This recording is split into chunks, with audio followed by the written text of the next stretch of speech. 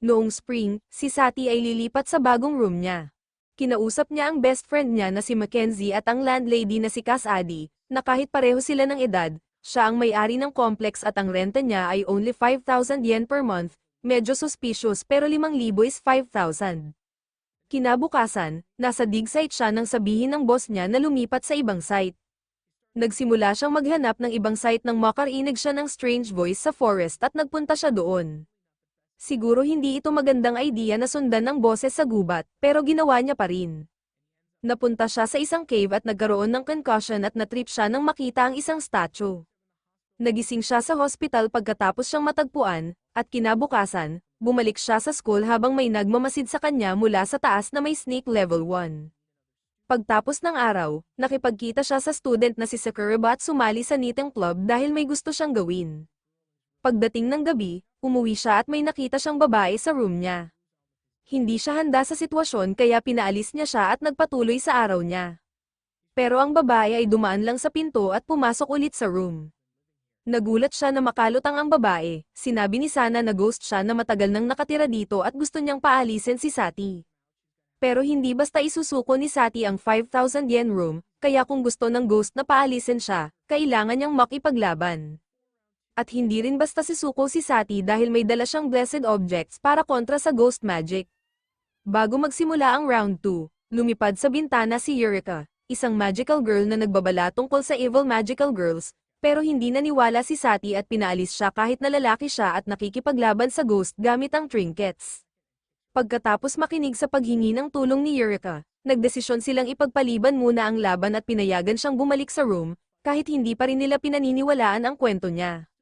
Pero bago sila makapag-usap pa, sumulpot si Curia, isang mole girl na gusto ang room dahil mahalaga ito sa kanyang tribe. Hindi siya marahas, kaya ginawa niya ang susunod na best thing at nag-bribe siya ng stack of gold. Halos pumayag na si Sati hanggang sa ibunyag ni Curia ang plano niyang invade Poland. Agad na sumalungat si Sati, pero sinigurado ni Curia na itatrato siya bilang comrade. Handa na sana siya gumamit ng ibang negotiation tactics na maaaring age-restrict sa video, pero biglang namatay ang ilaw at may isa pang babae na sumulpot. Hindi sinasadyang hawak ni Sati ang halos wala ng unan niya, galit ang babae at nag-fret na sirain ito. At kahit akala mo wala siyang magagawa, ipinakita niya na may battle pass siya at ginamit ang cannon, na nagpakita ng sobrang lakas at destructive power. Si Keria rin ay bumili ng battle pass at nag-pull up ng shield, pero hindi niya nakuha ang premium pass, kaya naputol ang shield. Sinubukan ni Sati na umatake sa babae, pero may impenetrable force field perk siya at walang makakapasok, maliban sa isang ghost at si Sana na iniangat ang kanyang skirt, na nagpakita ng bare underwear niya. Bagaman isa itong kakaibang paraan para solusyonan ng problema, nagalit ang babae at tinawag ang tactical nuke. Bago pa niya mapabagsak ang planeta, pinigilan siya ng attendant niya na si Ruth, na pinilit siyang i-call off ang nuke. Biglang sumabog ang sitwasyon nang pumasok si Cass Addy at makita ang sirang room. Pinapakita niya ang sobrang lakas niya at pinilit silang lahat na pumirma ng treaty tungkol sa room, na nagbabawal ng paggamit ng force sa dispute. Nagdesisyon si Sati na card games ang gagamitin para ma-divine ang room, bawat mananalo ay kukuha ng points mula sa talo, at kapag naubos ang points, mawawala ang karapatan sa room. Sa unang round, nanalo si Kira sa first place, ang lowly with premium battle pass ay second, habang si Sati at si Yura ay fourth at last. Tinapos nila ang araw at umuwi ang lahat, pero si Yura ay pumasok sa closet at natulog. Nakakapagod na ang lahat ng craziness kaya nagdesisyon si Sati at si Sana na magpahinga. Kinabukasan, sinubukan ni Sana na gisingin si Sati, pero natutulog pa siya ng malalim kaya malate pa rin sa school, kahit na ipinapakita nito na unti-unti siyang nagwa-warm up kay Sati. Sa school, nasa knitting club siya at tumatanggap ng guidance sa knitting, pero dahil abala ang club president, wala siyang magawa. Pag-uwi, si Keria ay naghanda ng dinner kasama sina Ruth at Thea, at nakita ni Sana kung gaano kasarap ang pagkain, kaya hiningi niya kay Sati na pumasok sa kanyang katawan para matikman ang pagkain, na pinayagan ni Sati. Habang mag-uumpisa silang kumain, sumilip si Yura mula sa closet at humingi ng pagkain, na binahagi ni Sati sa kanya. Nang gabing iyon, nanalo si Sati sa card game. Kinabukasan, lumipat lahat ng babae sa class ni Sati, nagsimulang kumilos na parang normal, pero si Yura ay nananatiling walking ill. Sinusubukan pa rin ni Eureka na kumbinsihin si Sati na siya ay tunay na magical girl, pero na-corner siya ng cosplay club at kinuha bilang isa sa kanila, na eksaktong plano ni Sati para hindi siya makipaglaban sa room. Ngunit si Mura ay mas magaling sa card games kahit pagod at nanalo ng 3 beses sunod-sunod. Naiinis na ang lahat sa card games, kaya nagsuggest si Kira na gamitin ang school obstacle course bilang susunod na game. Para sa race, pinili ni Sati na maging partner si Sakuraba, kahit nakasing lakas lang siya ng isang blade of grass. Si Eureka ay hawak pa rin ng cosplay club bilang captive. Dahil walang katawan si Sana, pipiliin niya ang isang tao na pagsasamahan ang kanyang katawan, at pinili niya ang team ni Sati. Si Kira ay nagtatrain at dusting sa competition, pero kailangan pa rin niya ng partner kaya plano niyang bribean ng isang tao para sumali sa kanya. Dumating ang araw ng event at lahat ay naghanda na, pero nang tumunog ang whistle, si Kura ay nagbayad ng maraming tao para harangin ang starting line. Nakalusot pa rin ang iba at nagsimula ang race, nasa likod muna si Sati, pero may mga events na sobrang galing niya kaya mabilis siyang nakasabay.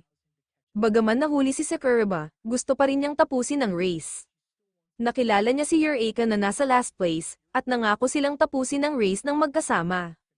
Ang iba pang racers ay nakarating sa tightrope challenge, pero si Thea ay nagset ng sariling trap, may landmine sa school competition, at sa twist ng events, siya rin ay naapektuhan ng sariling trap habang lahat ay na-blown up. Nasa last place si Sakuraba at nawalan siya ng malay dahil sa grass level stamina niya, kaya ginamit ni Yura ang magical girl powers niya para i-heal siya. Kahit sa kabila ng landmines, nanatiling first si Sati, pero napagod ang legs niya bago matapos ang race. Nauna sa kanya sina Thea at Kira at pumunta sa scavenger hunt challenge, kung saan kailangan nilang kunin ang brewcups ng isa't isa, parang battle to the death. Samantala, si Sakuraba at Eureka ay nakarating sa finish line, at kailangan lang ni Sakuraba ng isang club member, pero si Eureka ay kailangan magdala ng kaibigan, na imposible sana dahil sa walking L niya, kung hindi lang niya nakilala si Sakuraba ngayon. Kaya ang resulta ng araw, panalo sina Eureka at Sati. Pagkatapos, nanalo si Ruth ng free trip sa hot springs at lahat excited, pero tila may iniisip si Sana. Pumunta silang bumili ng swimsuits, at si Thea ay naiinis sa kakulangan ng personality niya kumpara kay Karano, pero ganoon talaga. Pumunta sila sa inn sa pamamagitan ng portal sa spaceship ni Thea, na sobrang fancy, pero pagdating sa inn, hindi naman fancy. Halos katulad lang ng room ni Sati, at haunted pa rin ito. Pumunta sila sa beach, at nakasalubong ni Sati ang cosplay club na nagsabi na naroon din si Sakuraba. Dumating ang iba pang girls at sinubukan ipakita ang kanilang assets kay Sati, pero wala siyang interes. Ang tingin niya ay para lamang kay Sakuraba, at hindi ko alam saang alternate dimension nang gagaling ang logic nila, pero nagalit sila kay Sati dahil gusto niya si Sakuraba, at inilibing siya sa buhangin para matamaan ang ulo niya. Kahit na halos mamatay, nag-enjoy pa rin si Sati sa araw na iyon. Pagbalik sa hot springs, nag-uusap ang mga girls tungkol sa mga dahilan nila kung bakit nakikipaglaban sa room, pero si Kira ay ginagawa lang ito para makasakay sa roller coaster. Matapos iyon, lahat ay natulog at si Sati ay nag-roll over at niyakap si Ruth. Habang iniisip ni Ruth na may gagawin siyang wrestling moment kasama siya, sa isip ni Sati, puro Beetle lang ang iniisip at dapat mahuli si Beetle. Pinaalis siya sa room dahil sa stunt na iyon at naglalakad sa beach nang makita niya si Kira na nakaupo sa isang bato, kaya umupo siya sa tabi niya. Samantala, si Sana ay nagpunta upang hanapin si Sati, at nang subukan niyang jump scare siya, na-shock siya ng blessed items ni Sati, at na-butthurt siya dahil sa necklace na dala niya na galing sa kanyang lola. Nagpunta si Sana para mag-isa at naisip niyang ituturing na lang si Sati bilang kaaway mula ngayon, pero nagkamali siyang magpunta mag-isa at nakidnap siya. Hinahanap ni Sati si Sana, pero hindi niya siya makita, hanggang sa makita niya si Sakuraba na naglalakad lang. Ngayon, natagpuan ni Yura si Sana, na nakapture at malapit ng ibenta sa Epstein's Island. Biglang kinuha siya muli ng cosplay club, nakipag-usap si Sati kay Sakuraba tungkol kay Sana, at na-realize niya na gusto lang itong maging kaibigan pero nasaktan nang hindi niya pinakita iyon, kaya nagpatuloy siya sa paghahanap. Sa daan, natagpuan niya si Eureka, na nakidnap din ng cosplay club para sa isang sacrifice, at sinabi nito na si Sana ay nakidnap ng ghost hunters. Dala ang impormasyon, nagmadali si Sati pabalik sa grupo para sabihin sa kanila, ngunit iniwan si Eureka sa cosplay gods. Natrack nila si Sana at pumasok sa room kung saan siya hawak, pero ayaw pa rin paniwalaan ni Sana na tutulungan siya ni Sati. Ang Ghost Hunters ay nag-claim na walang nilabag na batas, technically tama sila, pero ang grupo ay may mole person at alien at wala silang pakialam sa batas. Nang masira ang negotiations, pinakawalan nila ang ghosts na nakolekta nila para labanan ang grupo, pero mabilis silang natalo. Ang main ghost ay naging jealous kay Sana dahil dumating ang mga kaibigan niya para iligtas siya, kaya nag-wild at pinahiga lahat. Tumayo si Sati, ginamit ang charms niya para ma-knock back ang ghost, at dumating si Yura at nag-cast ng spell para pahinain ito. Sa huli, napatay ni Sati ang ghost at ligtas si Sana. Nagpasalamat si Sana sa kanya at bumalik sa normal ang lahat. Ilang araw ang lumipas, papalapit na ang cultural festival, at humihingi si Sati ng tulong sa iba para magsumite ng script para sa school play. Tinawag ng kaibigan niya ang acting niya na dumpster water, kaya handa siyang ilagay ang points niya sa linya para patunayan na mali ang kaibigan niya, at pumayag ang lahat na tulungan siya at nagsimula silang magsulat. Sa kalagitnaan ng mga pangyayari, sinabi ni Juka kay Sati na nagdala siya ng temporary pet sa bahay at ito pala ay isang beetle.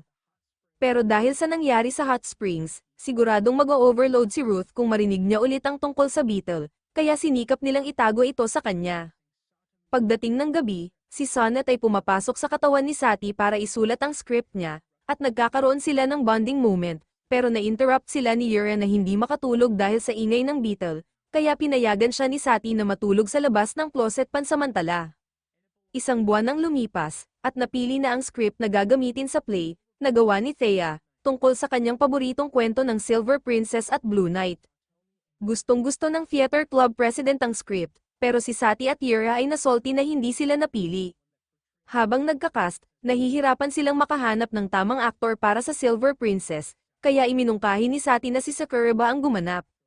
Nag-practice si Sati kasama si Sakuraba pagkatapos ng school dahil kinakabahan siya, at nakagawa sila ng performance na mas maganda pa kaysa Hamlet.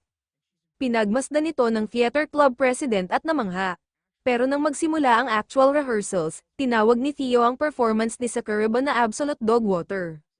Lumapit si Sati para ipagtanggol siya at sinabi na habang dog water ang performance, ito ay dahil nasanay siya mag-rehearse kasama siya, at nang mag-perform sila together, sobrang galing nito na parabang nasend si Thea sa ibang dimension. Lahat ay sumang-ayon na exceptional siya, pero si Sati ay nananatiling pangit sa acting. Mas madaling turuan siyang medyo bumuti kaysa pilitin si Sakuraba na ulitin ang performance niya kasama ang iba. Sa gilid, may nagplano namang sirain ang play, para bumuti ang acting ni Sati, personal siyang tinuturuan ni Thea sa kanyang spaceship, at habang nagtatrain, ikinwento niya ang tungkol sa rival niya na lumitaw malapit sa planeta kamakailan, pero hindi pa ito dapat ikabahala. Pagbalik sa Earth, nagbayad ang training at ang acting skills ni Sati ay naging passable, pero naiinggit si Thea na hindi siya ang gumanap na Blue Knight. Biglang bumagsak ang isang light fixture at muntik na tamaan si Thea, pero nasagip siya ni Sati sa huling sandali, at may impact na parang nightly ray at dam flooding. Hindi ito aksidente, attempted murder ito mula sa rival niyang si Clan, pero ayaw ng royal family ng murder, kaya mawawala sa kanya ang karapatan sa trono kung mahuli siya. Kaya pansamantala, nagpapatuloy ang lahat tulad ng dati.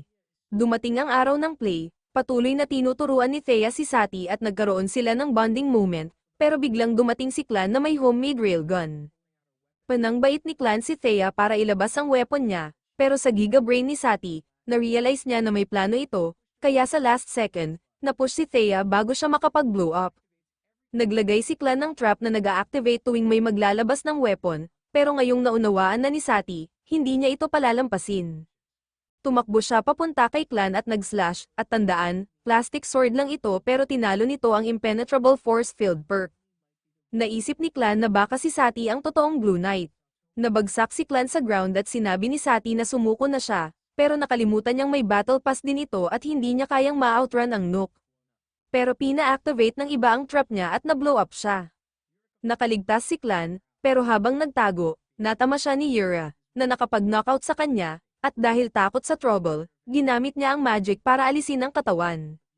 Dumating naman ang susunod na major event, lumitaw na ang Evil Magical Girl.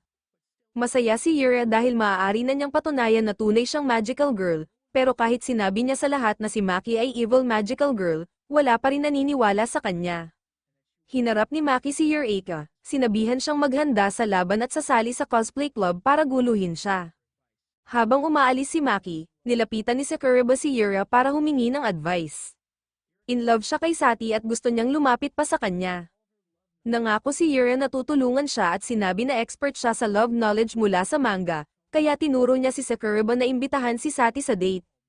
Pagbalik ni Yura sa bahay, narinig niya si Maki sa loob, at kahit alam nilang delikado si Maki, pinayagan pa rin siyang pumasok sa room at hindi pinakinggan ng babala niya, kaya labis siyang na-frustrate at tumakbo sa park para umiyak. Nakita siya ni Sakuraba at binigyan ng advice na sa halip na puro usapan, mas mabuting may gawin siya. Kinabukasan, sinuot ni Yura ang magical girl outfit niya at nag-prepare para sa war, habang si Sakuraba ay na-corner ni Maki. Samantala, nalaman ng iba na tumakas si Yura at nagpunta si Sati para hanapin siya. Nag-prepare na lumaban sina Maki at Eureka, naglagay ng barriers para palayasin ng iba, pero pagdating ni Sati, dumaan lang siya sa barrier na parang wala ito. Nahihirapan si Eureka hanggang dumating si Sati at nakialam. Naisip ni Maki na baka si Sati ay Grand Mage dahil sa dali niyang ma-counter ang barriers, pero hindi ito nakapagbago ng intensyon niya at handa pa rin siyang patayin si Yura. Gagamitin si Sakuraba bilang hostage para may advantage. Ngayon, na-realize ni Sati na tunay nga na magical si Maki, at handa na siyang tulungan si Yura sa laban. Pero si Maki ay walang balak na makipaglaban ng fair at square, kaya target niya si Sakuraba at pinilit si Eureka na magsakripisyo. Dahil kritikal ang sugat ni Yura, nangangako si Sati na siya na ang lalaban kay Maki sa halip niya. Biglang namutla ang buhok ni Sakuraba at nawalan siya ng malay. Nabuo niya ang isang sword na para kay Sati, at alam niyang eksaktong paano gamitin ito. Na-realize ni Maki na out of her depth siya dahil wala sa spells niya ang gumagana laban kay Sati, kaya tumakas siya. Sa classroom, nag-aalala pa rin ang iba tungkol kay Sati at Eureka na hindi pa bumabalik, pero sabi ni Thea, wala siyang pakialam at nagpatuloy sa pagsusulat ng play. Pero ang night moment ni Sati ay nag-iwan ng epekto sa kanya at hindi niya siya makalimutan. Nakita sila ni Sana at ikinwento lahat ng nangyari. Samantala, si Maki ay nagko-collect ng magic power sa room. Ikinwento ni Eureka ang backstory niya kung paano siya nasagip ng ibang magical girl, pero sa huli, nawalan siya ng magic dahil dito, kaya si Yura na ngayon ang kailangang pumalit at labanan ang evil magical girl. Nakabalik sila sa room para labanan si Maki, pero nakakuha na ito ng power mula sa room at sinusubukang umalis, kaya hinabol siya ni Sati. Nasa roof sila at patuloy pa rin ang laban, na-realize ni Maki na napipilit siya at ginamit ang power mula sa room para immobilize si Sati at halos patayin siya, pero nasave siya ni Yura sa huling segundo. Hindi maganda ang sitwasyon nila, pero dumating ang reinforcements. Pinrotektahan sila ng iba at sobrang galit si Thea na inatake si Sati, kaya ginamit niya ang full power ng Battle Pass laban kay Maki at pinilit itong ubusin ang power niya.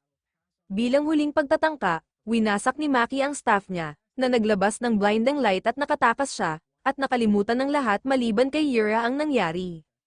Kaya naman, muli, walang naniniwala na magical girl siya, pero si Sati ay nakakaalala pa rin ng kaunti at naniniwala pa rin sa kanya. Sa isang basement, nag-aabang ang FBI ng world na ito para sa isang threat na hindi sigurado kung darating. Tinawag sila ng director at sinabi na umaatake ang mole people.